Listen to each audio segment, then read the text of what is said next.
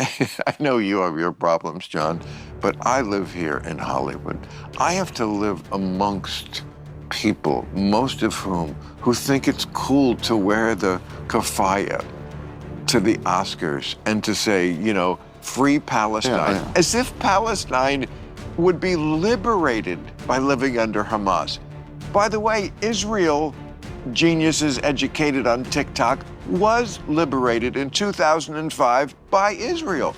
Israel gave it back and said, here, you have your land again, you do something with it, and this is what they did with it. Happened, and it shouldn't have happened, and if they didn't act like such thugs, it wouldn't have had to happen, but I don't need to wear a pin about it.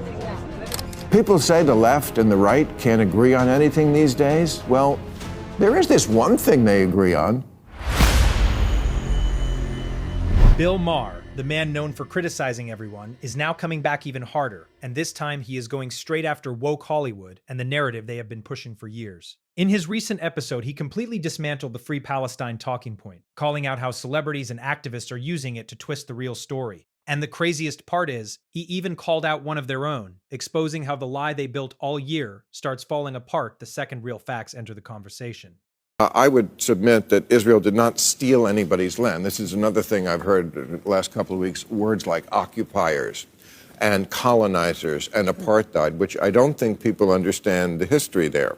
The Jews have been in that area of the world since about 1200 BC, way before the first Muslim or Arab walked the earth, 1,000 years before. I mean, Jerusalem was their capital. Okay, so if it's just about who got there first, it's not even close. I know most people have never heard Bill Maher call out one of his own this directly, but at this point, it feels like he is finally tired of the bullshit ideology that has completely distorted reality. And what made it even crazier is that he basically admitted this is one of the real reasons so many people are siding with Trump, even when they are not actual supporters. We can't change who we are. Yeah. There's just so much of this shaming. A lot of it, people wonder why so many young men vote for Trump. Well, maybe because, he's one guy who doesn't make you feel guilty just for being born with a dick. Yeah. It's true. It's a lot of his appeal. They make you feel, a lot of, not me, I'm old enough to remember when it was the reverse, so I get the backlash. What it was like to be born without a dick. If you're that I don't remember. But if you're 22 years old, if you're 22, you don't remember a time when it was the reverse. So you've only seen the backlash. You've only seen white men bad. Yeah. The same thing applies here. In his recent episode, Bill Maher pointed out that one of the only times the left and the right seem to agree on anything is when they are both criticizing Israel. And that alone shows how strange the whole conversation has become, because even people who normally disagree on everything are somehow repeating the same talking point. When it comes to human rights, Israel is the monster country of all time. You either don't read or you don't care about your own hypocrisy. Because there are so many worse places. But that's where we are these days. No Jews, no news. Haha. But China, Russia, the Sudan, Iran, Myanmar, Haiti, the Congo, North Korea, all way worse. And that's how you know it's anti-Semitism. It's the inconsistency. People talk about Jews these days like something out of Stormfront. Except it's not Stormfront. It's an editor from the American Prospect, which is a venerable liberal publication that launched the careers of journalists like Ezra Klein. And yet no one blinks when one of their editors says, Israel is a brainwashed, psychopathic death cult that might need to be nuked to save the human race. And what makes this even more hilarious is that in moments like this, Bill Maher somehow becomes one of the only people standing in the middle, actually trying to understand what is happening instead of just repeating whatever his side wants him to say. Because seriously, how does nuking another group of people save your own? And if you genuinely think mass destruction is some kind of moral solution, then maybe the problem is not politics anymore. Maybe you need help, because being human should already be enough to understand that wiping people out is not justice. And then, just this past week, Tucker Carlson brought on someone who openly downplayed the Holocaust and tried to make it seem like one of history's worst figures wasn't really the bad guy. And that is exactly the kind of insanity Maher is pointing at, where the conversation has gone so far off the rails that people are now defending the indefensible just to win an argument. Times has on their podcast super leftist Hassan Piker, who they call a progressive mind, and who says Zionists should be treated the same as Nazis, which I assume means hung at Nuremberg. That's what progressive is now? I guess so. The kids are sure into it. They went nuts last year at Coachella for Kneecap. That's the name of an Irish rap group, as if Ireland hasn't suffered enough.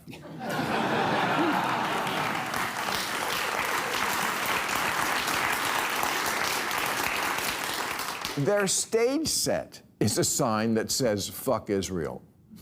And then they send a beach ball around the crowd. Again, ha-ha.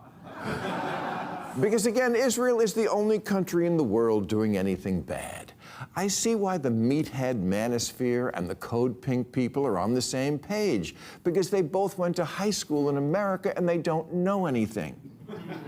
And this is what I respect most about Bill Maher, because over time, the progressive side has completely lost track of what it actually believes and who it is really defending. We are living in an era where people have stopped using common sense and started repeating slogans like they are facts. Because let's be honest, most people screaming about Israel or shouting "Free Palestine" cannot give you one honest, unbiased explanation of what they actually believe. They just repeat what sounds morally correct in the moment. So for everyone on the left and the right, this is the reality.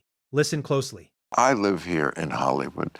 I have to live amongst people, most of whom who think it's cool to wear the keffiyeh to the Oscars and to say, you know, "Free Palestine," as if Palestine would be liberated by living under Hamas.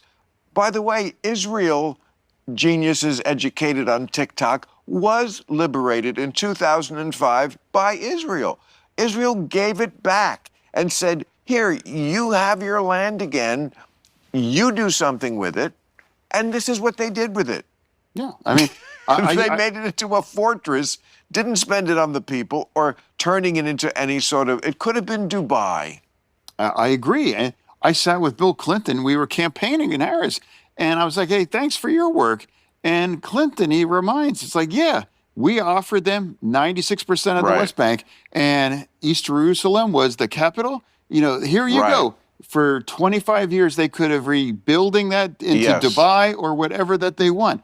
They did not want a two-state solution. Their one-state solution, you know, as you always Yeah. point out, like From the river to the sea, what's in there? Exactly. I mean, Yeah. just look at a map. We know where Yeah, the river is. look at the map. Look at and- them, yeah. Yeah, as if these kids know what a map is or would know how to look at it. Yeah, they don't.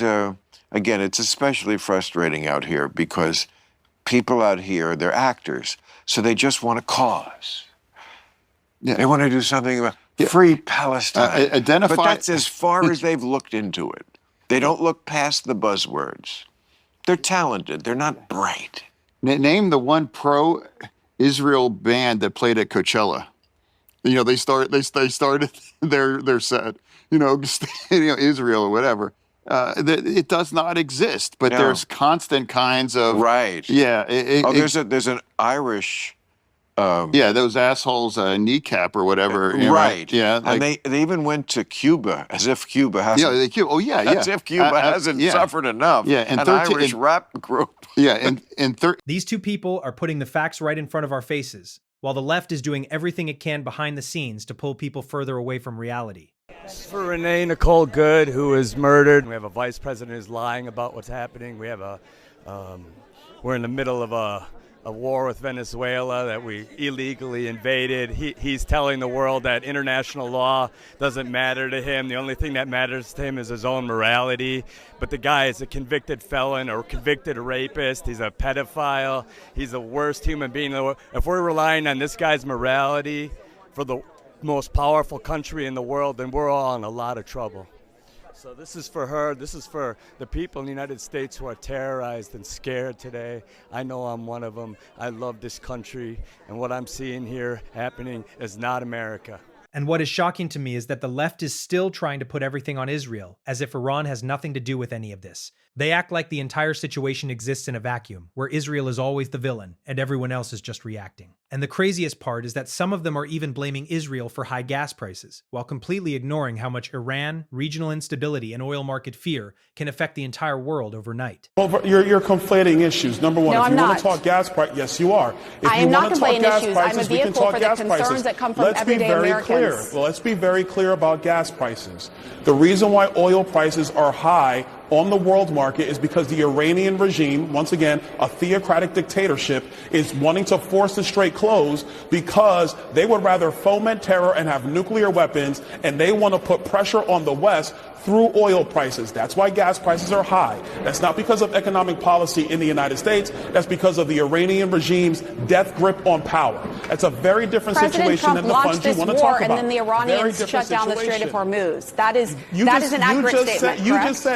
You just said what I just said. The Iranians shut down the Strait of Hormuz. Why did they do that? They shut it down because they are trying to inflict economic pain on the rest of the world, because they would rather have a nuclear weapon. They would rather put those nuclear weapons on the tips of their ballistic missile systems, which, by the way, they lied to the world. Those ballistic missile systems can go 4,000 kilometers, reaching our allies in Europe, reaching American bases overseas. And they are so hell-bent on having that, they would rather inflict pain on the world when it comes to oil prices.